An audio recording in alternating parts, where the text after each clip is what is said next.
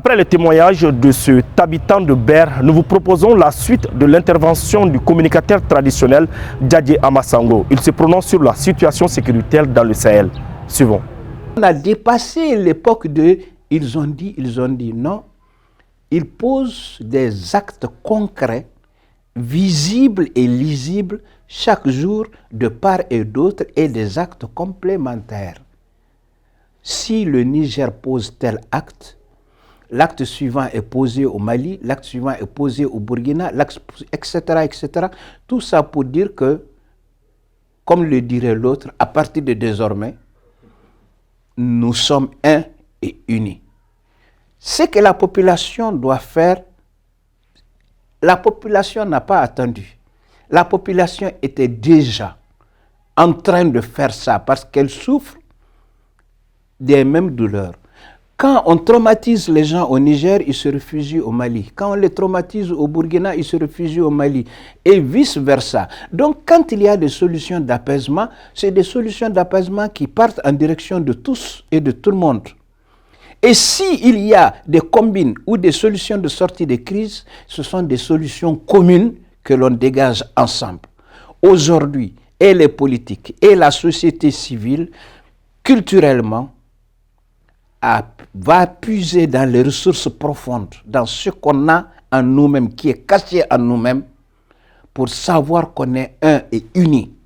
Et ça, cette force-là, elle est essentiellement culturelle. Et ça, c'est une invite à l'ensemble des communicateurs traditionnels de tous ces pays-là pour qu'on reconstitue notre histoire, pour dire notre unité, pour dire notre appartenance. Du point de vue de l'ADN, nous sommes comme un background, c'est-à-dire nous sommes le soubassement.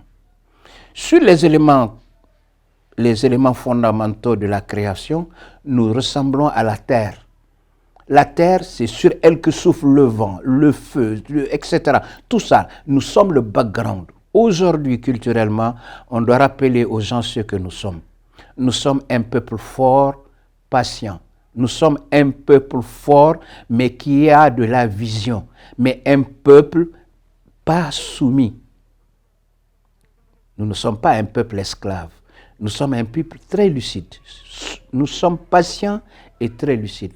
Aujourd'hui seulement, le réveil de l'Afrique part comme un rouleau compresseur et nous pensons, je suis de ceux qui pensent que c'est irréversible.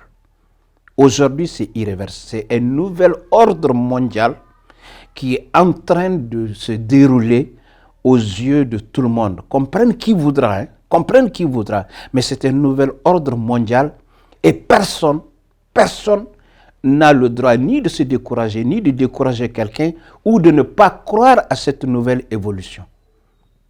Toutes les stratégies de déstabilisation ont été démasquées. Nous avons entendu toutes sortes de choses, nous avons entendu toutes sortes de commentaires, mais nos dirigeants sont restés imperturbables, avec une conscience claire et nette de leur mission vis-à-vis de l'histoire. Pas vis-à-vis du peuple présent, mais vis-à-vis de l'histoire.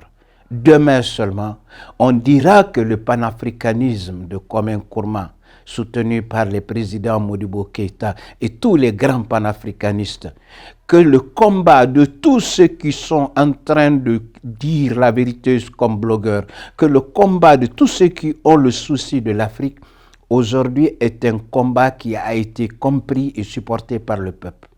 Mais le peuple n'a pas le même niveau que tout le monde, mais il a sa manière spécifique d'exprimer son ressenti. Et le ressenti du peuple, c'est exactement ce qui est arrivé au Niger. Personne n'a vu venir le coup d'État, mais le coup d'État était enfoui dans le moi profond du peuple nigérien et ils le voulaient devant une situation inadmissible où ils pensaient que leur avenir et leur dignité étaient en train d'être compromises par des comportements dictés de l'extérieur. Et puis un coup, il s'est révolté comme un bon soldat négro-africain. Donc, de manière générale, c'est félicitations pour la vision politique des 3 soldats, bon vent, beaucoup de courage, et nous prévenons de ce qu'a dit le grand poète et le grand penseur. Quand tu dois combattre l'ennemi, il te faut 10 balles. Les 9 balles, c'est pour les ennemis de l'intérieur. La seule balle suffit pour tuer l'ennemi de dehors. Donc l'ennemi, c'est entre nous. Ceux-là, les bandits en costume, ceux-là qui sont habitués à la vie facile, à la gabegie, jusqu'à sucer le sang du peuple, ne le laisseront pas faire. Ils vont se battre. Ce sera un instant de survie. Et ça, il faut en appeler à la jeunesse consciente. Il faut en appeler à un nouvel ordre pour que tout cela puisse changer.